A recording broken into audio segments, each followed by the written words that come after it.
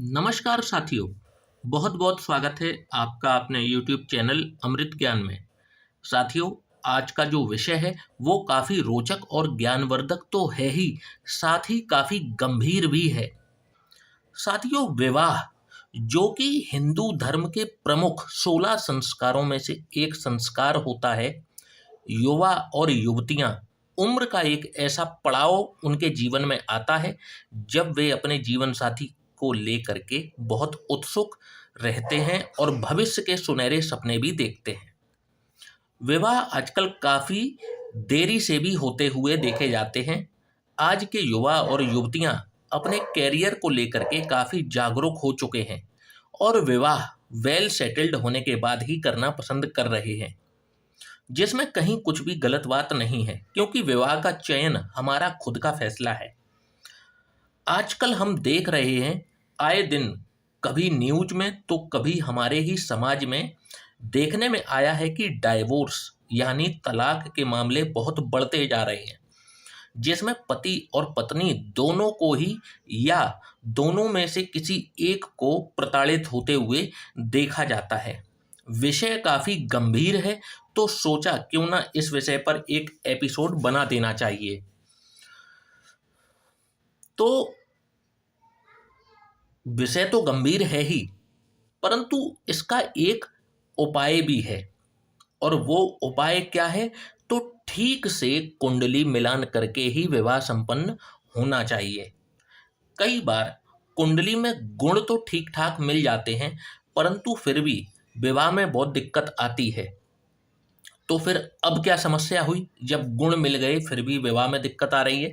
तो साथियों, यही तो सबसे बड़ी समस्या है कि सिर्फ गुण मिलान को ही विवाह करने का आधार बना देते हैं कई एस्ट्रोलॉजर्स, ज्योतिषी। सिर्फ गुण मिलान को ही बेस बना करके वो विवाह करने को हरी झंडी दे देते हैं। वे नवांश कुंडली, लग्न कुंडली में सप्तमेश की स्थिति को इग्नोर कर देते हैं। जैसे उदाहरण के तौर पर मैं एक चीज आपको समझाता हूं। गुण मिलान की जो पद्धति है उसमें वर्ण का मिलान, गर्ण का मिलान, भकूट का मिलान, योनि, नाड़ी, तारा इत्यादि सब चीजें हम लोग मिलान देखते हैं और उसी के आधार पर ही वो गुणों का जो स्कोर कार्ड है वो तैयार होता है। लेकिन अब मैं आपको इसको डीप में ले जाता हूं। राशियों के 4 वर्ण होते हैं। राशियों को 4 वर्णों में बांटा गया है, जैसे ब्राह्मण वर्ण, क्षत्रिय वर्ण, वैश्य वर्ण और शूद्र वर्ण। अब ब्राह्मण वर्ण में कौन सी राशियां आती हैं? तो कर्क राशि, वृश्चिक राशि और मीन राशि ये ब्राह्मण वर्ण में आती हैं। क्षत्रिय वर्ण में मेष राशि, सिंह राशि और धनु राशि आती है। वैश्य वर्ण में वृष राशि, कन्या राशि और मकर राशि आती है। और शूद्र वर्ण में मिथुन राशि, तुला राशि और कुंभ राशि आ जाती है। तो अब आप एक उदाहरण ले लीजिए कि ब्राह्मण वर्ण वाले का विवाह शूद्र वर्ण वाले से करा दें तो अब कैसा रिजल्ट आएगा। मान करके चलिए, एक हाइपोथेटिकल सिचुएशन है कि ब्राह्मण वर्ण वाले का विवाह शूद्र वर्ण वाले से करा दिया जाए तो रिजल्ट कैसे आएंगे? तो आप देखेंगे कि वे एक दूसरे को समझ ही नहीं पाएंगे। उन दोनों का ही जो सोच होगी बिल्कुल विपरीत होगी, अलग अलग होगी, जिससे कि वैचारिक मतभेद दोनों के बीच उत्पन्न होने की पूरी पूरी संभावना है और जो कहीं ना कहीं वैवाहिक रिश्तों को प्रभावित करेंगे।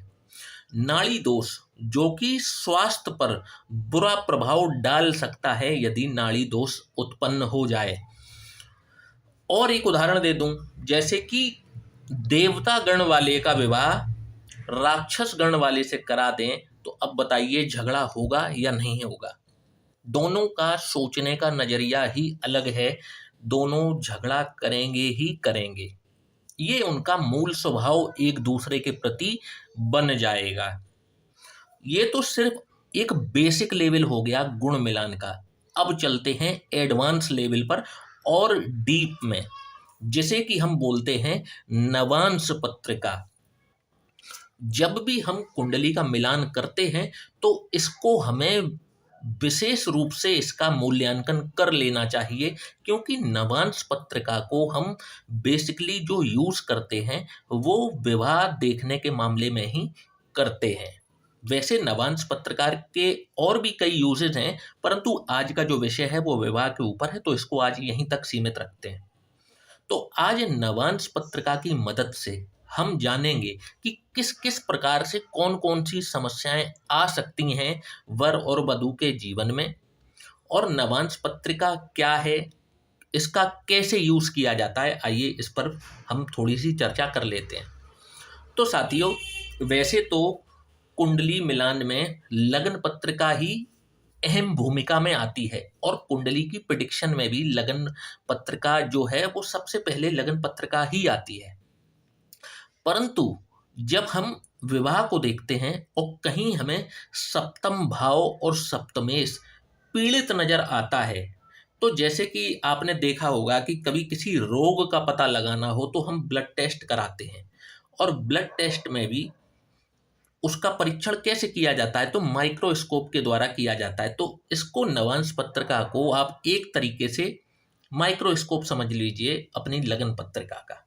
इसको सूक्ष्म रूप से यदि देखना हो तो हम इससे सर्टिफाई कर सकते हैं। जैसे लगन पत्रिका में सप्तम भाव और सप्तमेश पीड़ित नजर आ रहे हों, ऐसा लग रहा हो कि भाई यहाँ पर सप्तमेश और सप्तम भाव पीड़ित है और ये शादी चल पाएगी कि नहीं चल पाएगी।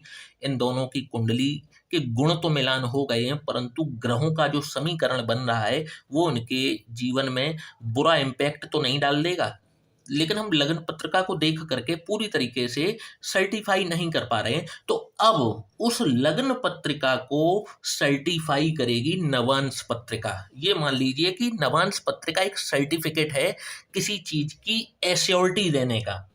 ठीक है, अब आप ज़्यादा समझ पाए होंगे मेरी बात को कि लग्न पत्रिका में यदि ऐसा दिख रहा है कि भाई इसके वैवाहिक जीवन में समस्या आ सकती हैं, और नवांश पत्रिका भी यदि वही बात करती है जो लग्न पत्रिका कर रही है, तो अब इसको सर्टिफिकेट मिल गया कि हाँ भाई अब प्रॉब्लम आएगी ही आएगी। तो आइए अब देख लेते हैं उदाहरण से। जैसे आपके समक्ष मैंने एक मिथुन लग्न की जन्म पत्रिका बना रखी है। यही इसे D1 चार्ट भी कहते हैं, लगन पत्रिका भी कहते हैं, और इसको D9 चार्ट या नवांश पत्रिका भी कहते हैं। तो आइए समझ लेते हैं इसको। जैसे आपके समक्ष ये मिथुन लग्न की जन्म पत्रिका है, ठीक है। जैसा मैंने अपने कई वीडियोस में बताया है कि सप्तम भाव में पापी ग्रहों का आना अपने आप में वैवाहिक जीवन में एक कलेश का कारण बनता है, और उस पर भी मंगल के साथ में यहाँ पर राहु विराजमान है। ठीक है, लग्न में केतु विराजमान है, तो ठीक है, व्यक्ति स्पिरिचुअल होगा, कोई सब अच्छी बातें हैं, ईश्वर में आस्थावान होगा, कोई दिक्कत वाली बात नहीं है। परंतु यहाँ पर आप देखेंगे तो राहु के साथ में मंगल विराजमान हो गए, जो कि अपने आप में एक अंगारक दोष तो लगता ही है, और यहाँ पर मंगल का जो मंगल दोष है उसको राहु 4 गुना ज्यादा एम्पलीफाई कर देंगे, बढ़ा देंगे। तो अब यहाँ पर राहु और मंगल की स्थिति को देख करके दिमाग में संशय उत्पन्न हो गया कि भाई वैवाहिक जीवन में समस्या तो दिख रही है, स्पष्ट रूप से दिखाई पड़ रही है कि सप्तम स्थान में राहु और मंगल की युति, एक तो राहु का सप्तम भाव से जुड़ना ही अपने आप में कलेश का कारण बन जाता है, ऊपर से जातक हो गया मंगली, और इस मंगल दोष को राहु ने कर दिया 4 गुना अधिक। ठीक है, और यदि बात की जाए तो मिथुन लग्न में मंगल अति मारक भूमिका में होते हैं। मिथुन लग्न में मंगल अति मारक भूमिका में होते हैं। ठीक है, तो एक तो अब ये कारण हो गया कि भाई इस विवाह को हरी झंडी देना मतलब कि वर और वधू को मतलब लड़ाई झगड़े में झोंकने के बराबर हो गया। एक तो ये। अब दूसरी चीज आप देखेंगे तो गुरु, जो कि यहाँ पर सप्तमेश बनते हैं, एकादश भाव में विराजमान हो करके अपनी नवम दृष्टि विवाह स्थान पर डाल रहे हैं। अब जैसा कि मैंने गुरु के बारे में भी बता रखा है कि गुरु जिनकी दृष्टि में अमृत है, जिस भाव पर पड़ती है, उस भाव से संबंधित अच्छे फलों को ये बढ़ा देते हैं और बुरे फलों को कम करने की पूरी कोशिश करते हैं। अगर एक अगर इनका मूल स्वभाव अगर देखा जाए तो ये देखिए विवाह के नैसर्गिक कारक भी हैं, और विवाह के नैसर्गिक कारक होकर के विवाह स्थान पर ही इनकी दृष्टि जो है, अब जो यहाँ पर ये दोष उत्पन्न हो रहा था उस दोष को कम करेंगे। कहते हैं कि एक बलवान गुरु बृहस्पति अगर कुंडली में अच्छे विराजमान हो जाएं तो कुंडली के सैकड़ों दोषों का शमन कर देते हैं। तो यहाँ पर गुरु की दृष्टि जो है, तो अब यहाँ पर फिर कंफ्यूजन हो गई कि भाई राहु और मंगल चीजें खराब कर रहे थे, परंतु गुरु जो हैं वो विवाह स्थान को देख रहे हैं। तो अब क्या करना चाहिए? तो जब तक इतनी बात हुई तब तक मेरी दृष्टि गई शनि के ऊपर।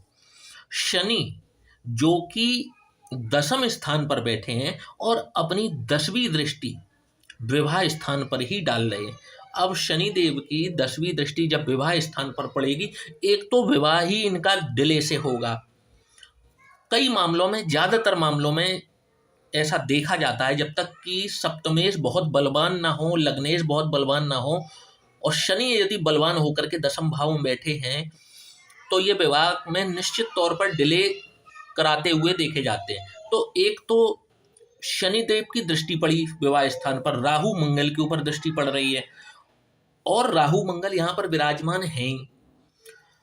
तो इस प्रकार से ये देखने में आ रहा है कि इस व्यक्ति का जो वैवाहिक जीवन है वो समस्याओं से घिरा हुआ रहेगा। ठीक है, इनका जो वैवाहिक जीवन है वो समस्याओं से घिरा हुआ निश्चित तौर पर रहेगा। अब बात करते हैं कि क्या इनका तलाक भी हो जाएगा यदि आप अपने पुत्र का या पुत्री का विवाह कराना चाह रहे हैं, और ऐसी किसी की कुंडली आपके समक्ष आती है, तो क्या आप उससे विवाह कराना पसंद करेंगे? अब इसका सूक्ष्म रूप से इसका विवेचन जरूरी है। तो अब हम दृष्टिपात करते हैं नवांश पत्रिका के ऊपर।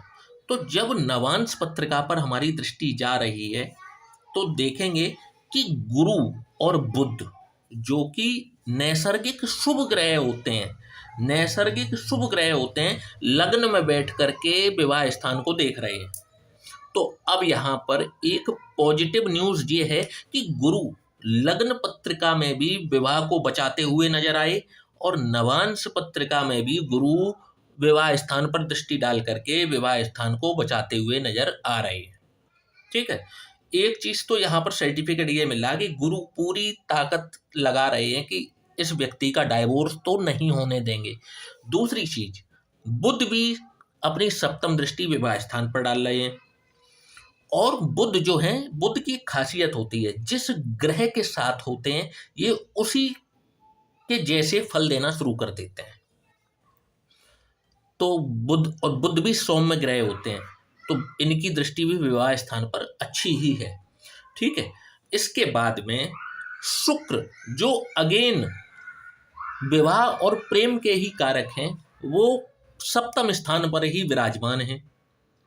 तो अब ये तीसरी पॉजिटिव न्यूज कि यहाँ पर गुरु बुध और शुक्र जो हैं ये विवाह स्थान को मजबूत बना रहे हैं। कहीं ना कहीं ये इंडिकेशन दिखा रहे हैं कि भाई लग्न पत्रिका में राहु और मंगल की युति लड़ाई झगड़ा तो दिखा रही है और शनि डिले भी दिखा रहे हैं, परंतु यहाँ पर अन्य ग्रह जो हैं जैसे गुरु शुक्र और बुध ये विवाह को बचाते हुए भी नजर आ रहे हैं। तो अब हम एक कंक्लूजन पर तो पहुंच गए कि इस व्यक्ति से विवाह यदि किसी का होता है, चाहे ये जातक हो या जातिका हो, विवाह होता है तो लड़ाई झगड़े तो शादी में देखने को मिल सकते हैं, विवाह में देखने को मिल सकते हैं, परंतु ये कंडीशन डाइवोर्स की तरफ नहीं जाएगी।